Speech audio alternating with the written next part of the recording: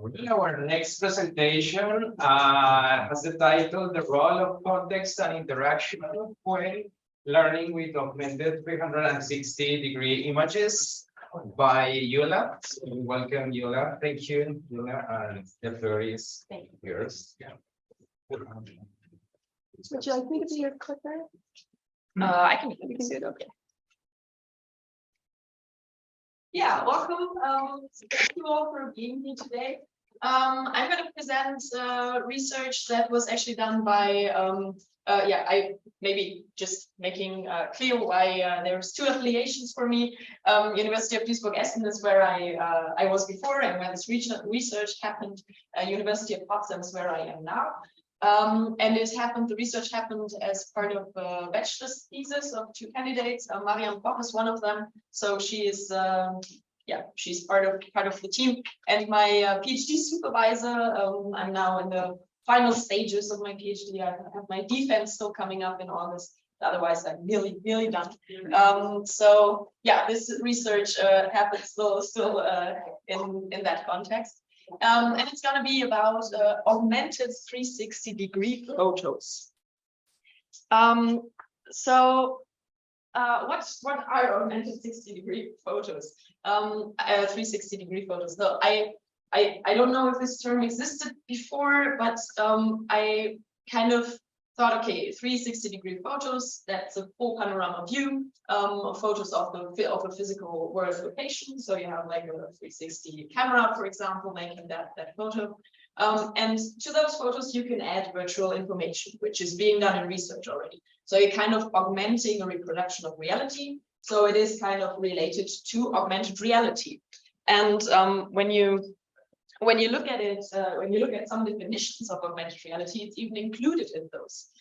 For example, Krüger et al., when they made their definition, they already stated that the real part of the environment can be live or stored videos of the real world, which are then enriched with computer-generated information. And so in our research, we try I try to focus on three characteristics of augmented reality. And I thought, okay, these can also be applied to these types of environments, which are, of course, a little less interactive, and there is a little less spatial potential than there is when there is a live view of the physical world. But still, those three characteristics, contextuality, interactivity, and spatiality, can be applied here. And for this study, I'm focusing on contextuality and interactivity. What does contextuality mean? So the definition of contextuality is that there is a parallel and integrated perception of virtual and physical elements in augmented reality environments. And applying that to the augmented 360-degree photos. So the physical elements are the photo of the physical world, including the general environment and the objects that are mainly the focus of the learning objective, maybe. And then the virtual elements can be any form of media added to that. Virtual elements can be videos added or text added or even 3D objects maybe. So we're kind of contextualizing virtual media within an image of the physical world this way.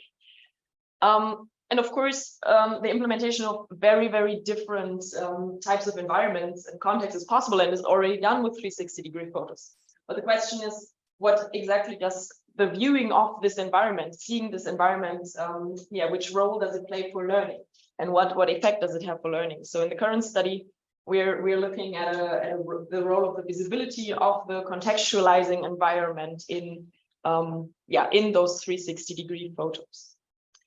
And then looking at interactivity, so there is in augmented reality, this means the combined and integrated interaction with the physical and virtual elements in an AR-based environment. So you can interact with the physical elements, with the virtual elements. You can also have a combined interaction, for example, interacting with a physical element in order to move the virtual element, for example, with marker-based AR. And with photos, there is a little more limitation to that, but you can interact with the physical environment in a way that you can move in those 360-degree experiences. At least sometimes that's possible to jump from one point to another to have a different view, and you can often turn around or use your mouse to turn around to look at different views of the environment. And also for the virtual interaction, there are again lots of different implementations possible. You can have a video implemented where you can click on play. You can also have like quizzes or something implemented there, or you can have lots of different implementations here. So again, this is the interaction with a virtual media contextualized within the image of the physical world.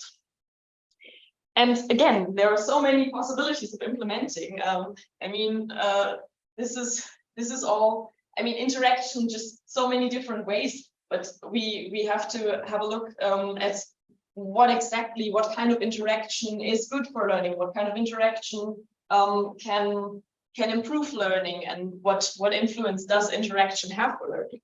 So in the current study, we looked at the role of learner-based interaction control. I'm gonna show you what that means in a while. So two variables that we focus on are immersion as a psychological construct, because that's important to define. It's about the feeling of immersion, so not the technological immersion, but the feeling of immersion, sometimes also called sense of presence, or the subjective sense of being inside an environment.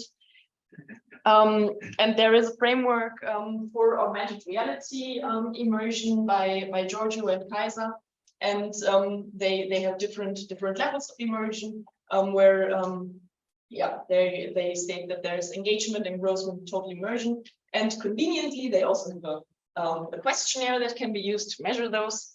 And another systematization of immersion here also of for example, Dennis and Lionel as well, or they use this is the system immersion, narrative immersion, and challenge immersion, which can be used to classify types of immersion.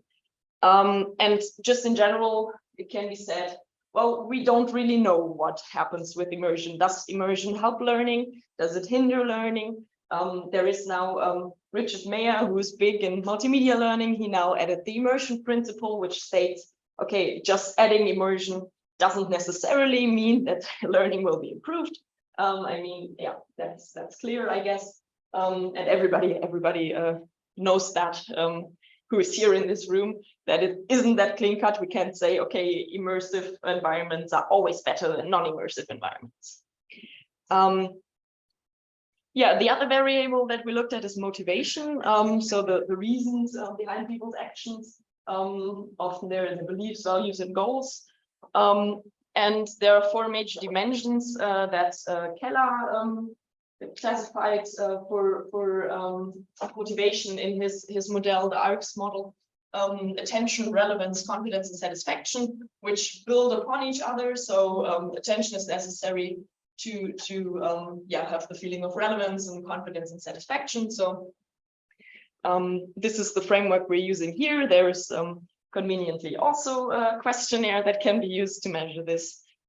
And again, in general, motivation has been mentioned as one of the advantages of augmented reality, increasing motivation.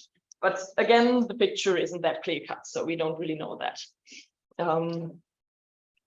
And just in general, of course, immersion and motivation are also related to each other. For example, in the cognitive affective model of immersive learning by Makansky and Peterson, this connection has been made between, he calls it presence here, but this is the feeling of immersion that I'm talking about here in this way. It's connected to motivational factors, and then again has an influence on learning outcomes. And also in general, it's considered that motivation has an influence on learners' engagement and effort, and thus also on their learning outcomes. So this is the idea we had here. Looking at the current study, so I already said the 2 things we were looking at is context visibility and interaction control. And for context visibility, we would say that when the context is visible, then of course there are more visual cues, which would probably lead to an increased system immersion in this way. And also because you see in which context the content is embedded, you would probably also have a higher perceived relevance. So it feels more relevant maybe for the context, because you know in which context is this applied. Yeah, so you have the influence on immersion and the influence on relevance is one of the aspects of the ARCS model influencing motivation. Then looking at interaction control, again, you have more control, you can change perspective, which can also increase both system immersion and challenge immersion, and can also have an influence on motivational variables. So learner interaction has been said to have an influence on motivational variables, and again also on learners' confidence, maybe as part of the ARCS framework, because you're more confident because you're doing it more yourself, have more personal control. So these are the ideas on which the hypotheses are built, that when the context is visible, there is a higher immersion, higher motivation, and increased learning. Same with learner control, and also a combination. So when they are both there, that this would increase the effect, and that they would even be more, would lead to more of feeling of immersion, motivation, and higher learning. So considering the method, already gathered that we have two variables, so it's a 2x2 between subjects design that was implemented here, with the independent variables context, visibility, and interaction control. Dependent variables, immersion measured by the ARI questionnaire with the subscales interest, usability, emotional attachment, focus of attention, present, and flow, and motivation measured by the IMMS questionnaire. I think it was the reduced IMMS questionnaire, so the RIMMS, with the subscales attention, relevance, confidence, and satisfaction. And for knowledge, we developed a knowledge test ourselves, or the students did in their bachelor's thesis, based on the learning material with multiple choice items. It was an online study. It took place during COVID, which was thus a convenient way to somehow do research on an augmented reality related thing that could take place during COVID. They were in live contact with the participants, so it was like in a Zoom session. So we hoped that there was at least some control, and the participants were, they knew, okay, there are real investigators, there are real researchers behind this. And yeah, they had 15 minutes for the interaction with the environment, so it wasn't a really long period for studying the information. There were 138 participants in total, most of them students, aged 18 to 58, 42 male, 93 female, 2 diverse, and 1 didn't tell their gender. This is a typical picture, more female students here, because the study course where they were enrolled in is applied cognitive and media science, where there's huge psychology focus, so where there's usually more female participants and studies there. And the environment was located in a botanical garden, implemented through Google Street View and clapty.com. And just to show you what the context was, so this was the environment. You could turn around. You could not walk around, so no navigation was possible, but you could turn around. And this is the context visible condition. And here we removed the context. So only the plants that could be, that were the focus of the learning material were shown, but the context of the botanical garden wasn't shown. So this was the way of removing the context that we used here. And learner control meant that the learners could click on the information buttons themselves and get information about the plants, and that they could navigate and turn around themselves. And the system control was that there was a screen recording of somebody else doing that. So they couldn't do things themselves, but they got to saw everything in those 15 minutes. Looking at the results, so we did not find a main effect of context visibility on immersion, but we did find a main effect of interaction control on immersion, showing that learner control, when the learner controlled the environment themselves, the immersion was perceived as higher. We did not find an interaction effect. These are the results for the subscales. Because of the time, I'm not going to go through them. If you have questions on them, you can ask them later. So I have them in here. Then looking at motivation, there was a main effect of both context visibility and interaction control. Both again, so when context was visible and learner controlled it, then motivation was higher by the students. Again, no interaction effect, no significant interaction effect. I'm gonna look at these a little more in the discussion. And there was an interaction effect, however, for one of the subscales. So for the satisfaction subscale, there was an interaction effect showing clearly, okay, these are on the same level, but the group that had external control, so no learner control, and the non-visible setting, the non-visible context setting, there the score, the satisfaction clearly decreased in comparison to the other groups. Concerning knowledge, there were no effects, no main effects, no interaction effect. But yeah, that can have many reasons. Just looking really quickly at the summary of that. So we did find the difference between context visibility that had that did not have an influence on immersion, and learner control that did have an influence on immersion, on all subconstructs of immersion. Then concerning motivation, we found that both context visibility and learner control had an influence, but with the different focus. So for context visibility, it was mainly relevance, which we would have expected. And for learner control, it was confidence that was higher for the participants. And attention and satisfaction was higher for both. And then there was no interaction effect for most, or for the general constructs, but looking at the subconstruct of satisfaction, as I just showed, there was one interaction effect that we found.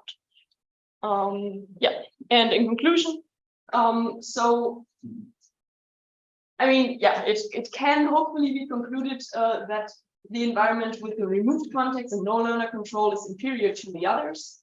So when looking at immersion and motivation, at least. But looking at knowledge, that may not be the maybe the test wasn't good. I mean, that's always the excuse, right? But maybe it just wasn't that much of an effect that it translated to learning as well.